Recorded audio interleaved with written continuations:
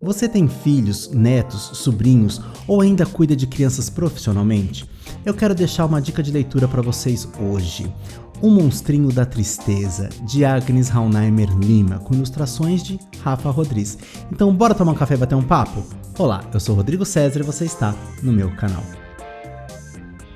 Para quem está chegando agora, boas-vindas. Para quem está retornando, boas-vindas novamente.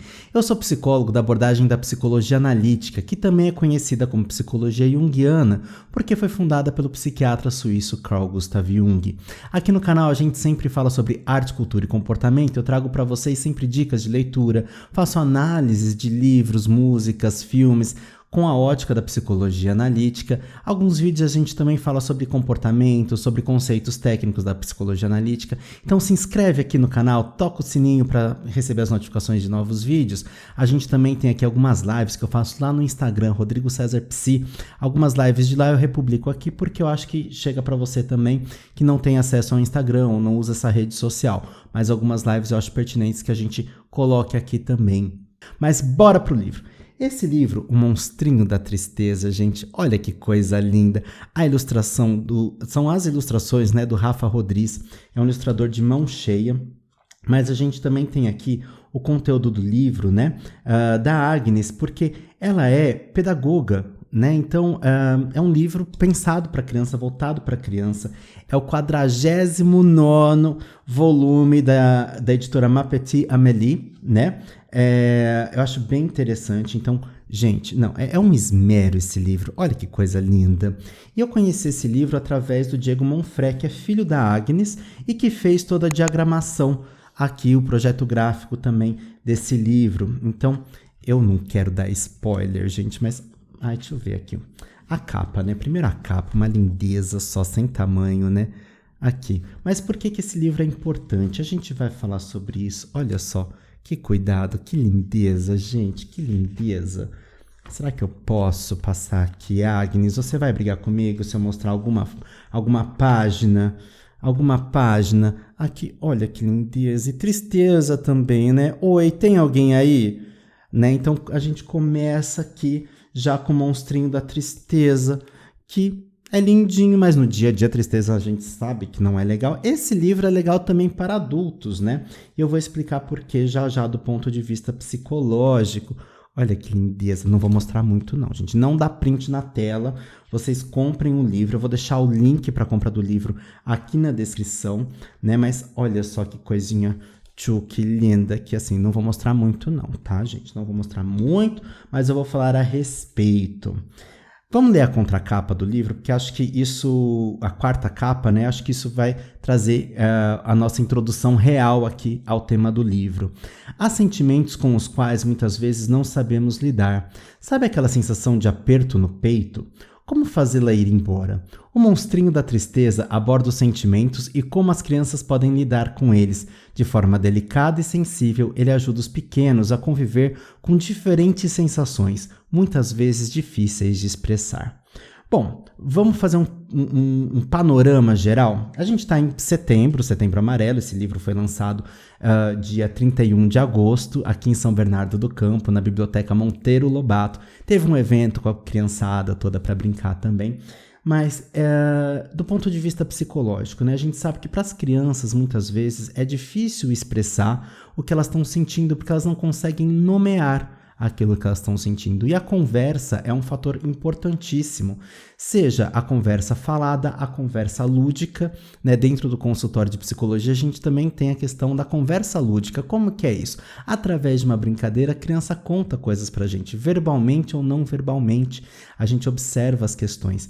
E o simples fato de conseguir nomear, entender aquilo que está acontecendo com ela, já ajuda muito essa criança no autoconhecimento e também na elaboração dessa tristeza, na busca de uma solução, na busca de uma resolução para aquele conflito que ela está vivendo. Isso é tão importante para a criança, mas também é muito importante para o adulto. Quando a gente fala lá de comunicação não violenta do Marshall Rosenberg, aquele livro importante que tem a audioleitura da minha amiga Adélia Nicoletti lá no Telegram, dá uma procurada que tem um grupo e a Adélia faz a audioleitura desse livro, né, a Comunicação Não Violenta. O Marshall Rosenberg, ele fala que é muito difícil a gente conseguir nomear sentimentos. Se pra gente que é adulto já é difícil, imagina para os pequenos, deve ser muito mais difícil ainda, porque eles não têm nem vocabulário para isso. Né? A gente já tem ali uma gama de palavras que a gente consegue nomear, que a gente já assistiu na TV, já leu no livro, já viu outra pessoa falando sobre. Então, a gente, por associação, consegue muitas vezes identificar e muitas vezes não. Tem estudos que falam que quando a pessoa não consegue expressar o que ela está sentindo, existe uma tendência maior que leva essa pessoa à possibilidade de suicídio. Então, conseguir nomear o que ela está sentindo, a situação ou a causa daquilo que ela está sentindo, porque muitas vezes a pessoa não sabe qual a causa. Estamos falando de adulto, mas potencializa isso para a criança, né, que é tudo novo para ela, né? Então, sim, crianças falam muitas vezes de suicídio. É triste isso, mas infelizmente isso acontece. E a gente precisa compreender o que é que está acontecendo no mundo dessa criança e dar a possibilidade dela expressar isso para ela compreender e conseguir simbolizar.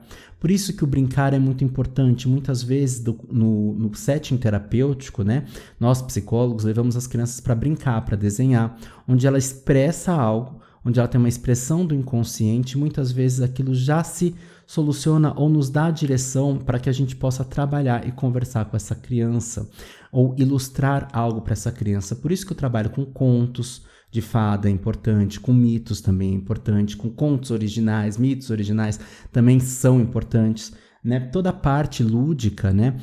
Quando a gente fala, por exemplo, de João e Maria, a gente está falando ali de um conto de fada, onde você tem dois personagens que são levados para uma floresta e a gente está falando ali de uma história de duas crianças que precisam aprender a se virar e enfrentar a maldade do mundo. Mas a gente também está falando desse pai que teve que fazer uma difícil escolha de deixar essas crianças lá. Né? Então a gente também fala de uma certa forma de uma crise da meia-idade simbolicamente, onde esse pai abandona as crianças interiores. Né? E aí, como diz no livro dos irmãos Grimm, né, depois que esse pai abandona essas crianças, ele nunca mais teve um dia de alegria. Então, olha que interessante, a gente vai falar através de alegorias, através de metáforas, de parábolas, de símbolos, né? E o monstrinho da tristeza, ele vem exatamente nesse caminho pra gente, né? Ele vai falar da importância da comunicação, da importância da conversa. Por isso que é importante a gente acolher. Porque muitas vezes, né, quando a gente fala de depressão infantil, não necessariamente a criança vai expressar aquele comportamento clássico da tristeza e do choro. Isso pode ter também, mas existem outros fatores que também podem revelar ou indicar que essa criança está passando por um período de depressão ou até mesmo por um transtorno depressivo, para além da tristeza, para além de um possível luto pela perda de um animal, de um familiar, ou até mesmo de uma situação, de uma escola, de uma mudança de escola, de uma mudança de situação, né? Se a criança às vezes muda bruscamente de escola, porque, enfim, faz parte da vida, algum tipo de mudança nesse sentido, a criança entra num processo de luto, né? E ela não consegue nomear muitas vezes o que está acontecendo. E a gente entra, às vezes, numa positividade tóxica de não fica triste, né? Então, não fica triste, o que a gente está ensinando, né? A deletar algo que é impossível de deletar.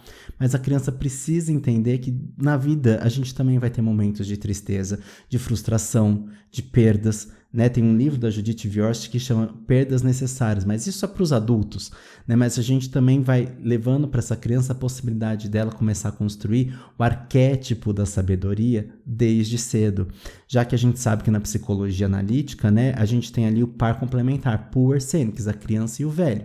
Ou seja, a flexibilidade da criança com a sabedoria do velho, né? Então, tudo que eu estou falando aqui são metáforas. Mas, por exemplo, dentro da depressão infantil, e a gente está em pleno Setembro Amarelo, né? A gente está falando o quê? Que a criança pode manifestar sentimentos de tristeza, de desesperança, de culpa, de inferioridade. Ela se compara com outras crianças, ela sente culpa. Então, de repente, alguém expressa que não gostou de algo e a criança já acha que foi culpa dela, porque, de certa forma, aquele passeio pode estar... foi no aniversário dela, né? Então, a gente tem ali questões depressivas.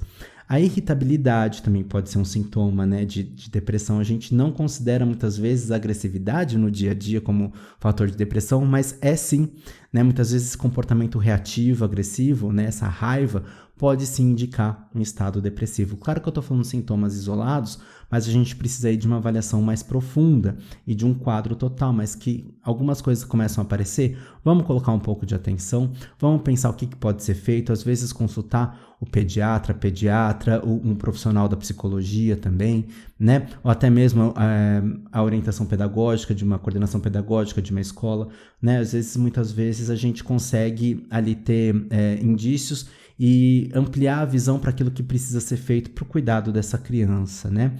Dificuldade de concentração, mudanças no padrão de sono, dormir demais ou dormir pouco, né? O aumento do apetite, o apetite diminuído, um distanciamento social, né? Menor habilidade de funcionamento em atividades sociais e escolares, né? Ou seja, acaba não tendo tanto aproveitamento ou começa a ter uma dificuldade ou começa a ter um prejuízo no funcionamento das atividades não só escolares, mas de educação física, por exemplo, também atividades de esporte também, né? Atividades sociais, não quer mais sair com os amiguinhos, fadiga, né? Um cansaço muito grande. E aí tem sintomas também que passam muitas vezes despercebidos, como dor de cabeça, dor na barriga, dor no estômago, né? Além do choro fácil também. Então, às vezes a gente acha que a depressão ela só está ligada com a tristeza e com o choro, mas não. Muitas vezes na criança, essa ansiedade, que também pode estar presente na depressão, né? Ela se manifesta nesses sintomas somáticos, corporais, como eu falei, né? Dor de estômago, dor de cabeça, dor de barriga, né? Então, assim, a criança muitas vezes ela não sabe explicar e o corpo sinaliza para ela que algo não está bem. E a gente às vezes fala, não é nada, isso já passa, né? Então a gente ignora e leva essa criança a achar que é legal ou que o certo é ignorar toda essa subjetividade. A criança vai angustiando e não consegue expressar ali o que ela precisa trabalhar, o que ela precisa compreender sobre ela mesma e sobre como lidar com as dificuldades da vida. Um trabalho muito interessante, né, para quem tem um filho, uma criança nessa situação, além da ludoterapia, é a própria arte-terapia, né? Dentro dos consultórios, a gente tem ali o brincar, mas também tem a arte-terapia como expressão, como forma de autoconhecimento também. Então, pode ser técnica com massinha, técnica com argila, com pintura, com aquarela, com N formas, com dança, com canto, com atuação, né, com música. Então a arte-terapia ela é bem vasta e muito importante para que a criança encontre ali um ambiente onde ela possa se expressar e se conhecer, né, num ambiente seguro com um profissional capacitado, obviamente, né, e que tem um vínculo com esse profissional. Então, aos meus amigos psicólogos, colegas terapeutas, esse livro que vai falar tanto para a gente da importância do conversar, né? Eu acho que ele pode ser um dos primeiros trabalhos, um dos primeiros livros a serem apresentados para as crianças num atendimento psicológico, por exemplo, porque vai explicar para essa criança, né, a importância do conversar e o que ela está fazendo ali.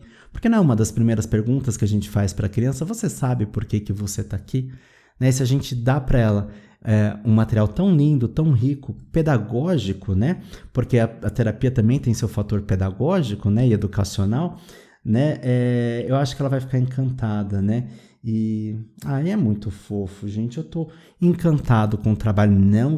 Não vou ficar mostrando muito assim, porque senão, né? Por quê? Ó, eu vou falar uma coisa aqui para vocês. A ficha catalográfica desse livro é linda.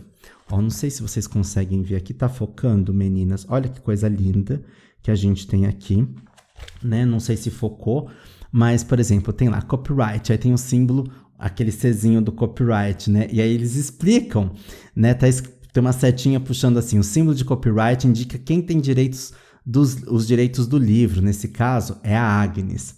Aí tem lá, ó, todos os direitos reservados, proibida a reprodução, mesmo parcial. Aí tem uma setinha assim, bem simpática. Ei, psiu, não pode tirar cópia do livro, hein? Eu mostrei aqui um pouquinho, mas eu não tô tirando cópia, né? Agnes, não me processa. Eu sou amigo do teu filho. Não me processa, por favor. E aí continua, aí tem outras informações mega importantes aqui, né? A editora não se responsabiliza por eventuais danos causados pela descontextualização das informações contidas neste livro. Ou seja, não dá pra gente pegar partes do livro e mostrar. isoladamente, porque tem uma sequência de narrativa aqui, né? A Agnes pensou pedagogicamente como despertar esse interesse para a conversa, para o autoconhecimento, para a troca com pessoas que vão acolher essa criança, né? E ela puxa a setinha aqui. Pais e professores, atentem ao contar a história às crianças. E aí tem, né, por exemplo, o projeto gráfico de diagramação, Rafa Rodrigues e Diego Monfré, a setinha, deram forma ao livro e deixaram lindão assim. E tá lindão mesmo, gente, eu tô babando muito o ovo. Eu só não fui no lançamento do livro porque eu tinha um outro compromisso justamente da minha pós em arte terapia, né? E não pude ir, mas eu fiquei sabendo que foi um sucesso, o pessoal da biblioteca adorou, as criançadas, a criançada toda amou, né? E aí tem revisão. Olha quanta gente trabalha por trás do livro, né? Michele Campos, foi ela quem corrigiu o texto, né? Ilustrações. Rafa Rodrigues, a gente já falou, ele fez todos esses desenhos maravilhosos. E aí tem várias, até, por exemplo, né, tirar curiosidade para a criança, o que é a ficha catalográfica, o que é o ISBN, né? O ISBN é um sistema de identificação que usa números para classificar os livros.